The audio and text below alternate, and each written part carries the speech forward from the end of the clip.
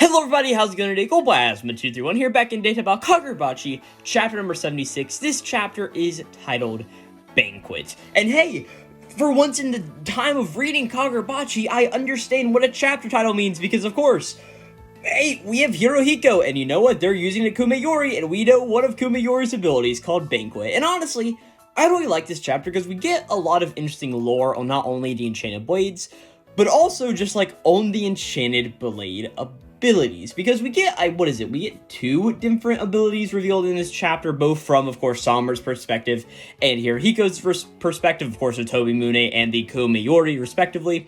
So yeah, all that's some really cool stuff, and we honestly just have an absolutely amazing chapter of Kagurabachi today. I mean, just going through and just quickly flipping through this chapter, I mean, it's only like, 19 pages?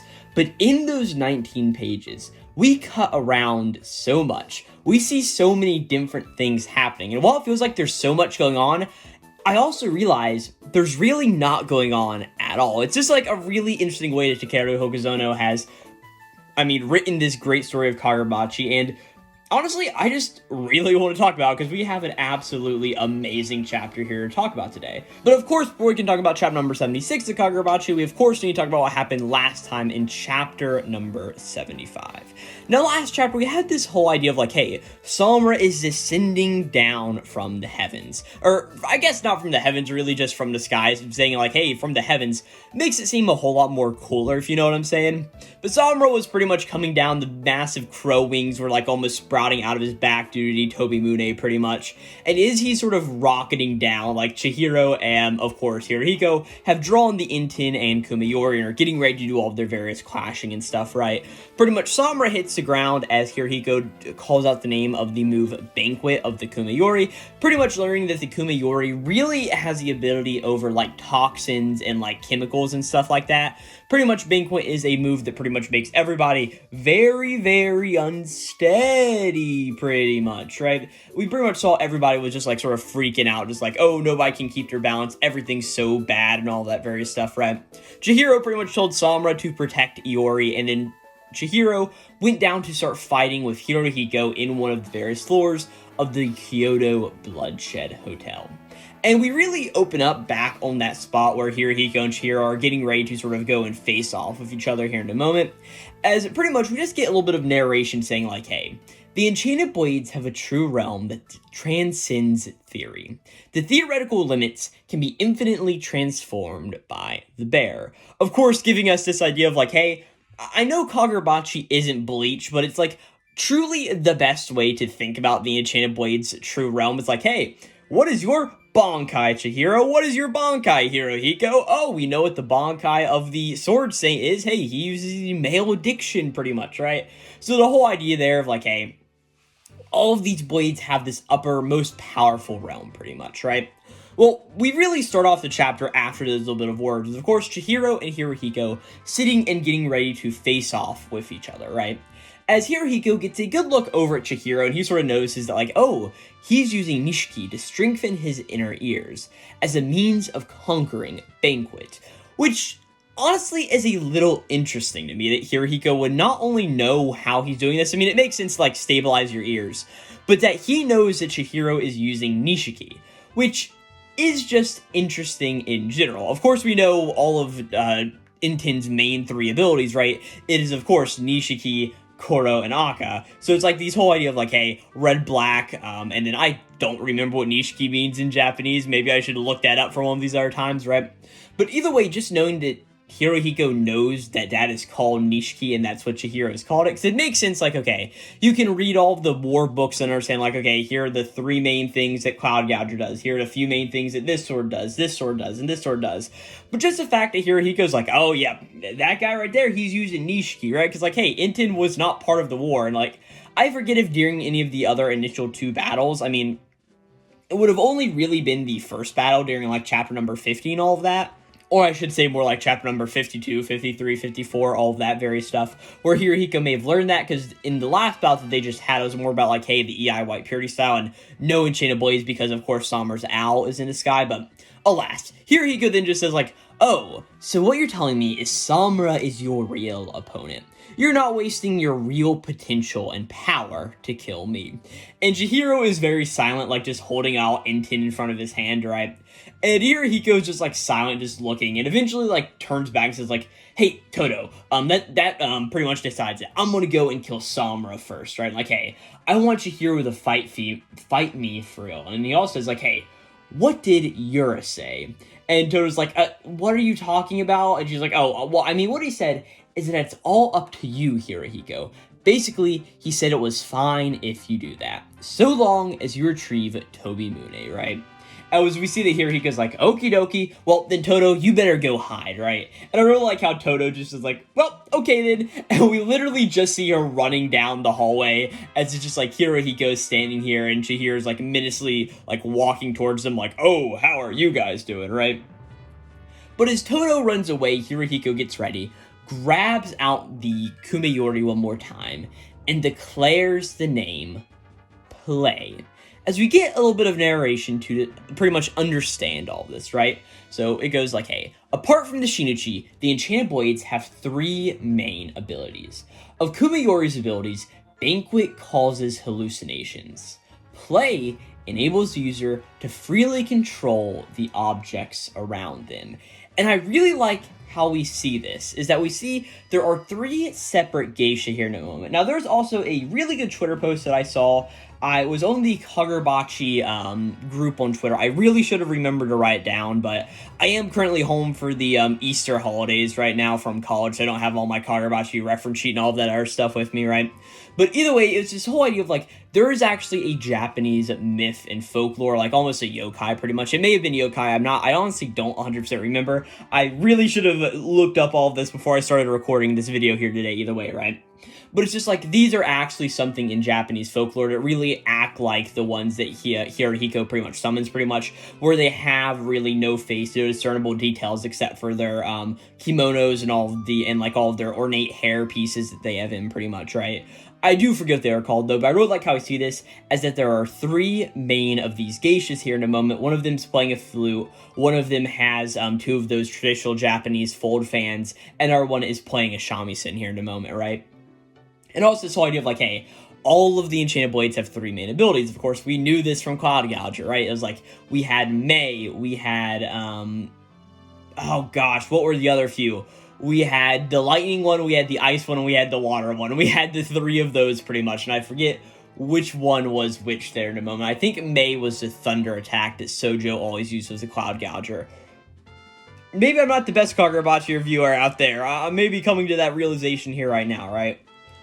But really, we have come to understand, like, hey, Hiruhiko, this is their second ability called Play, and it lets them freely control the objects around them, right? And as we see this, we see these geisha go around and start almost like dripping something in a bunch of the various corpses' mouth here in the moment. And it's this really interesting image as all of these corpses pretty much become reanimated in the moment. And we even see one of these geishas flying through the sky above the Kyoto Bloodshed Hotel, raining down all of this like almost confetti, and it's raising all of the bodies that Samura cut down right in front of Iori. It's a really, really cool visual, right? Well, we see some of these headless sorcerers that Chihiro and Samura went through and killed, and all of the various Masamune members too started to like raise from the dead. And Chihiro looks around and just is like, oh, damn, corpses. Like, wow, does Hiruhiko really think of corpses as objects? Like, wow, that's a very harsh way of looking at things, right? But he's like, hey, but this isn't anything too. As he's getting ready to say something, as all of a sudden, he feels a little wobbly already as he looks over towards Hiruhiko's eyes, right? As Hiruhiko just thinks like, hey, well, I understand why you might underestimate me. I mean, you've already beaten me once. No, twice actually. Of course, like Hiruhiko is just thinking about the last time that he just got beat, and then he remembers like, yeah, there was a time where I got my arms cut off by you. That did indeed happen there in the theater, right? And pretty much Chihiro's world all goes very wobbly again, as we pretty much just get the image from Chihiro's angle that he is viewing the bouts going on with him from the side of the building, right? Like, almost the building's been turned on its side to side, and one of the left and right sides is now the floor, the other side's the top. and like the sides are now the top and bottom of this thing, as Chihiro's just standing on the bottom, and he's losing all of his balance here in a moment, right? So there's a bunch of like swirl sound effects, right? And Chihiro just thinks like, damn it, like this is a more powerful Banquet, like what's going on here? Even with Nishiki as a counter to my equilibrium, this freak is already mastering the Enchanted Blade. He's still attacking up on the roof too. He is going all out and trying to finish this fast. As we see that Hiruhiko particularly isn't having a good time with all of this, of course, blood is almost pouring out of his mouth, and like he's having to grab his heart in his chest, just like his heart beating and throbbing here in a second. He's like, oh gosh, right? He's like, I've lost twice already, so if I want to make him use his full power against me, then I need to show him, right? As he just thinks like, I need to show him utter determination, right? As he also just says in a moment, I need to kill Samura. And Chihiro hears this, as Hiruhiko also just starts to think like, hey, if someone falls deep under Banquet's spell, even defense becomes impossible. As we then look up to the roof of the Kyoto Bloodshed Hotel, where we see really all of our main characters doing all of their various things up there. We see or all of the important characters, I should say. We see Samura up there sort of like getting a little bit wobbly. We see that Iori's almost like coughing up blood into her mouth because like she's not doing very good with all of this. I also love that we also see Akura, who is still just like sitting on the ground just like, oh no, what is going on here? I absolutely love the inclusion of Ikora here in the moment and the constant reminder of like, hey guys, remember, Ikora is here. Ikora is here, you know what I'm saying? And we also see both Ro and Sumi here also sort of under the effects of Banquet, right? We then see that Moku comes over, and both Moku and Ro pretty much come over in front of Ikora to pretty much protect him in a moment, and we see that Moku's like, hey, where'd that other bastard go, right? As of course he's referring to Kogiri, and Ro pretty much explains like, hey, he disappeared as soon as Samura showed up. More importantly, we've got a fight on our way. As we see all of the elevators that lead up to the top, or to the rooftop of the Kyoto Bloodshed Hotel, all ding at once.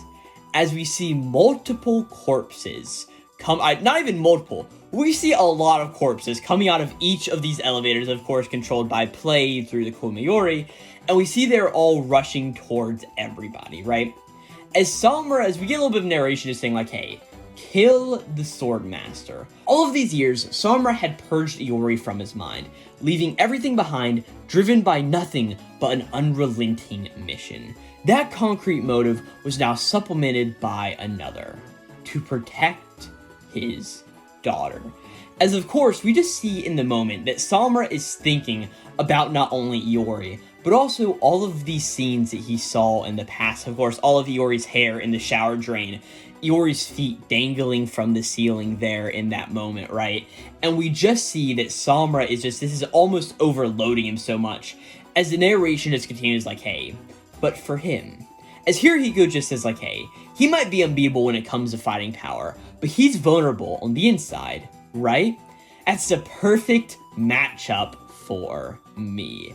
As we see, of course, Samura is just going through all of these various things. He's having flashbacks to Iori having to clean up all of the graffiti on the wall, him having to go through seeing all of this hair in the shower drain, pretty much everything in relation to his own daughter. As we pretty much see as Hiruhiko is fighting with Chihiro, he's just saying like, hey, and Iori said that Samura's heart is twice as sensitive as a normal person's, and that's why I'm attacking his psyche to the max, investing copious time and energy to drive him into a corner, so I can bend him to my will. As we then just see that Samura's mind just appears in front of that door. Of course, the door to Iori's room, where he was standing right there once upon a time, hearing Iori cry in the moment, right? As we see that Samura sort of just appears, and of course, he's in his black suit pretty much, right? Sword in his hand, as he just thinks like, calm down, Samura. You know this is strictly a hallucination. But he just hears crying on the other side of the door, and he just says like, oh, Iori. As we even see that Samura no longer has on his actual suit jacket, he's just got on a collared shirt, no tie, no nothing, right? As he sort of just goes and thinks like, oh, Iori. And as he goes and reaches for the door, Tobimune in his hand, a bunch of these zombified sorcerers start to come through and break into Samura's reality, stabbing him in a few various places. As we see that Samura is very just uncomfortable in a moment, just like, oh god, I just got stabbed, right? As we even see that Hiruhiko, while fighting Chihiro, just goes, oh, look at that, I gotcha. As we see Iori pretty much just like huddling in, like trying to defend herself, like she's not able to, all of the things going on in her mind, the Banquet and all of this, we see a few sorcerers running towards Iori, right? But Samura notices this in the meantime, and jumps right in front of Iori, as we see copious amounts of swords plunged straight through Samura, coming out the other end, covered in his blood. And we don't see just a few swords. I mean, we see 1, 2, 3, 4, 5, 6, 7, 8, 9. 9 swords just plunged through Samura in the moment, right? And we even see Rose like, hey, Mr. Samura, right? As pretty much the narration just finishes saying, the thing that finally broke Samura of his hallucination was the pain of a fatal wound. As we see that Hiruhiko, of course, goading Chihiro down in the Kyoto Bloodshed Hotel, just says like, haha, that's what you get for stealing. I'm the only one who's free. Alright, Mr. Student of Freedom, we don't need all of this from you here in a moment, right? Cue up the hawk sound effect. I know I already played it whenever I said Student of Freedom, but play it again, right? Student of Freedom, right? Well, Hiruhiko just goes through now and just says like, hey, it's now all or nothing. Chihiro, come at me, right? As Chihiro just says, why? I mean, how could you underestimate a master like him? As we see there are a bunch of zombified sorcerers, or controlled sorcerers, I should say, running down the hall towards Chihiro, getting ready to attack him a little bit, right? But as we see this, we see a few of the doors of the rooms of the Kyoto Bloodshed Hotel start to open. As we see crow feathers just flow into the corridor in this moment, and behead and just harm all of these other sorcerers, finally knocking them out for good here in this moment, right? As we see as Chihiro says this line, of course, like, how could you underestimate a master like him? All of these various feathers, these crow feathers, just start to stream in towards Hiruhiko in the moment, right? As we cut it back up to the rooftop, where we just see that Iori is standing there. Doesn't seem like the banquet is going on anymore. She's not like too like just dazed and everything. But we just see that she sort of looks towards where her father was a second ago. We then see that cut over to where Masumi and Ikora are, as we see that Ikora is standing on the ground. Moku has come over to him, and Sumi finally comes down and appears in a moment, right? As we even also cut over to Kogiri, who's just hidden himself very well on the rooftop of the Kyoto Bloodshed Hotel, right? As Kogiri just thinks like, hey, I can't tell what's what. Like, first I thought Hiruhiko was dead, but then he was wielding an enchanted blade, and like after that, Samura showed up, Hiruhiko and all the guys just got sliced up, but now they're gone. And now, as he remembers back to a second ago, whenever Samura got stabbed through by all of the various blades, as he just remembers Samura's body almost like exploding in the moment a little bit, like all of these wounds just happening, blood gumming out from all of them, as we just see Samura just say like, hey, I'm the only one who should get hurt, as he holds out his enchanted blade. And of course, we know 2 of the abilities of the Tobimune. We know Crow, and we know Owl. Of course, a spell to detect, and a spell to pretty much teleport in essence, right? As we see that Samura goes out and calls the name of the 3rd ability, Suzaku. As we just see from Kogiri's perspective, Samura's body, almost all of the wounds just start to burn themselves and start to heal Samura in the moment, right? As we just see the Iori's like, what is he doing, healing? As narration just says, wounds are the fuel of this flame. As we cut back downstairs to where Hiruhiko and Chihiro are fighting off with each other, facing off, and through all of the crow feathers, we just see the brief vestige of Samura coming through it in the typical Kagurabachi style, completely surrounded by shadows. Only thing that's illuminated is the light of Samura's face. As Samura just says, oh, you're a lively one, you friggin' brat. That's enough out of you. as we see that he is holding Tobimune in his hands. The scars over his eyes are illuminated, almost burning with a fire of passion. And that is where we end off this chapter of Kagurabachi. Absolutely insane chapter. Legitimately, what else can I say about this chapter of Kagurabachi? Like I said, it really feels like no time has passed in this chapter. Oh, Hiruhiko uses Banquet. Oh, he uses Play. Chihiro starts to fight him. These corpses are raised. Go attack Samura and all of the Masumi members. Hey, Okura's here. They protect him. And then all of a sudden, they stab through Samura. And Samura comes down ready to deal with the 2 enchanted blade users inside of the hotel. This is an absolutely amazing chapter through and through, like I mentioned. I'm honestly very interested to where Todo has gone to hide. I'm also very interested in, like, hey, what is Kogiri's main ploy upstairs now? Like, is he going to go down and try to help out with the Hiruhiko situation versus Samura and Chihiro? Or, like, how is that battle going to play out? Or is he very much just going to, like, get up here and is he going to attack the Masumi members or something? We really just have no idea. But it's also really awesome, as I mentioned earlier. I know I'm saying awesome a lot, but we also learned 2 new abilities in the Enchanted Blades. We learned that pretty much they all have 3 abilities, which is something that we pretty much surmised before, but nothing that we really had confirmed, being that, like, hey, only thing we really knew, we know pretty much everything about Cloud Gouger, and then Cloud Gouger had to go and sort of, like, disappear on itself, and we've been slowly learning the abilities of the 2 other main Enchanted Blades that we know right now, which is, of course, the Magatsumi, not the Magatsumi, it's sort of on its own whole other thing. It's like the most powerful blade. It does its own things, right? What I mean by that is the Tobimune and the Kumayori, right? Both learning, like, hey, now we have this Suzaku power, which is like, hey, it heals up using the wounds as pretty much fuel, pretty much, right? Which I don't know is something really going back to the legend of Suzaku, like the mythical bird or whatever it is, right? Honestly, when I think of Suzaku currently, I always think back to Shangri-La Frontier, which is another really awesome manga that you guys should be checking out. It is one that I'm actually not caught up on the weekly release of, but I'm caught up on the volume release of.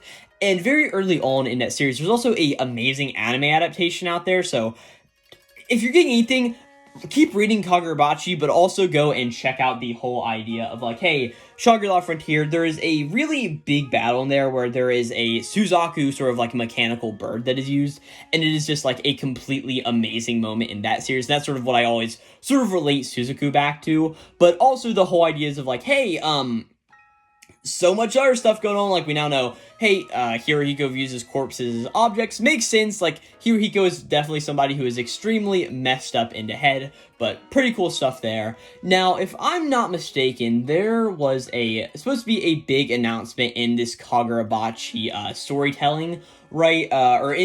There's supposed to be a big announcement following this Kagurabachi chapter. And let me quickly go to Twitter real quick. Let me go to the Weekly Shonen Jump news account and try to see if I can't find out what that was. I'm guessing it may be like a character popularity poll or something, but I don't necessarily know if we know it by now or if the Weekly Shonen Jump account has set it out. So let me find the Shonen Jump news manga account on Twitter. Some manga volume covers. That's pretty cool going through. Jump Giga preview. Do we have any information yet? It doesn't look like if the information is coming, that it has come out yet for what the big announcement for Kagurabachi was, but may have a little mini video, or at least I'll be mentioning it next week if it's something that turns out to be, like, decently big, all things considered, right? But yeah, really with all of that out of the way, great chapter of Kagurabachi, absolutely loved it going through. I love Hiruhiko even referencing again, like, hey, I'm a student of freedom, alright, cue the sound effect. I swear, every time I mention Hiruhiko is a student of, I'm not going to say it, I'm going to play that sound effect every time because it's just so stupid and I absolutely love it, right? But yeah, with all that out of the way, thank you guys so very much for watching this video on Kagurabachi chapter number 76, and yeah, I will be catching you guys next time for Kagurabachi chapter number 77. Of course, I think we should be getting one next Sunday because this is issue number 21, and then we'll have next week will be the combined issue of number 22, 23. So next week, after next week's chapter of Kagurabachi, we'll be having the volume or the magazine break. So we won't have any Kagurabachi for 2 weeks after that point. But hey, great chapter of Kagurabachi this week, and I'm so hyped to see what happens next time. Again, Bachi Bros, thanks for watching. You guys are absolutely amazing. Also, thank you for all of the amazing things that you guys did to my last Kagurabachi video. It absolutely blew up. I know I got it up extremely early, which is something that really helped it, but that video is sitting at like 182 views, which is a lot more than I get on really anything else I do on this channel. So thank you guys so very much, and I will finally catch you guys next time. Glowplasma 231, signing out.